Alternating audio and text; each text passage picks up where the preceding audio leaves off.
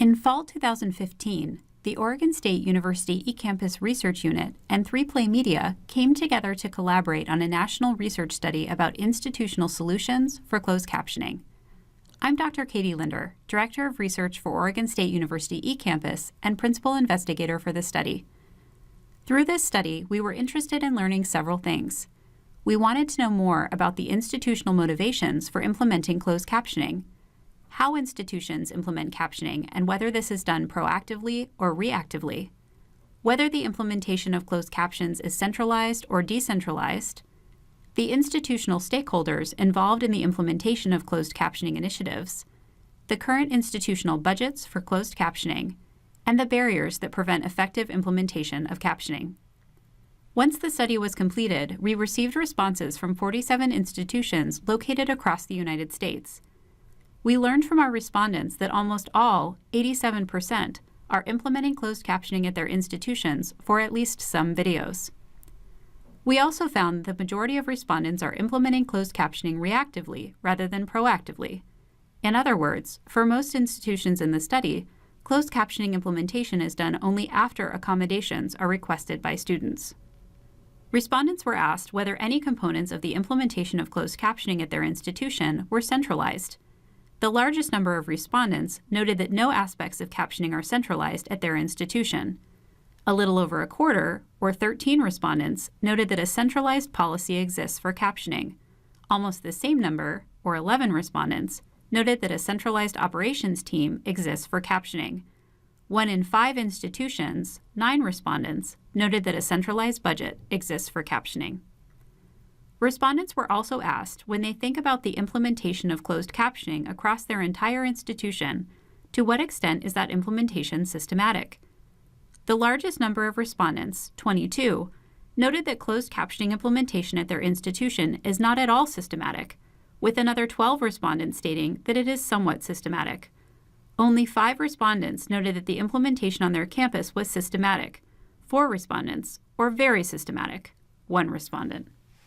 Although respondents offered a range of reasons why closed captioning is implemented at their institutions, the top 3 motivations for the implementation of closed captions were to be in compliance with the law, to avoid potential litigation, and in response to accommodation requests. Despite these motivations, more than 50% of respondents noted that their institutions are not monitoring closed caption compliance. Another 21% of respondents were not sure whether their institutions were monitoring closed caption compliance.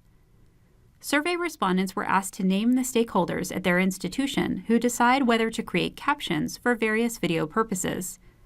The majority of institutions cited an Office of Disability Services as being involved with decision-making, particularly for videos created for face-to-face courses.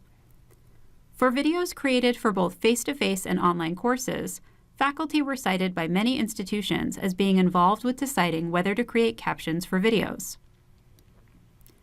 Other departments, such as technology units, student affairs, and the provost's office, were also cited by respondents. In many cases, more than one stakeholder was involved in the decision regarding whether or not to create video captions. Respondents were also asked to name the individuals or offices that create closed captions at their institutions. For the most part, institutions were evenly split between the creator of the video, who also creates the closed captions, and a third party external to the university being the most likely to create the closed captions. These options were used more often overall than the Office of Disability Services, which came in as the third most likely creator of captions for face-to-face and online videos. Comparatively few universities use automated software to closed caption their videos. When choosing closed captioning solutions, it is not surprising that many institutions include the Office of Disability Services. For online courses, many institutions also cited a distance education or online learning office being involved in the decision-making.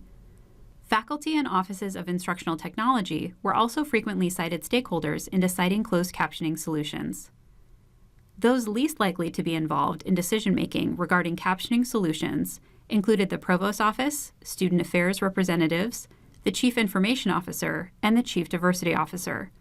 Deans, chairs, and students were also infrequently cited in this decision-making process. Survey respondents were also asked about their institutional budget for closed captioning. The largest number of respondents noted budgets ranging from $1 to $50,000.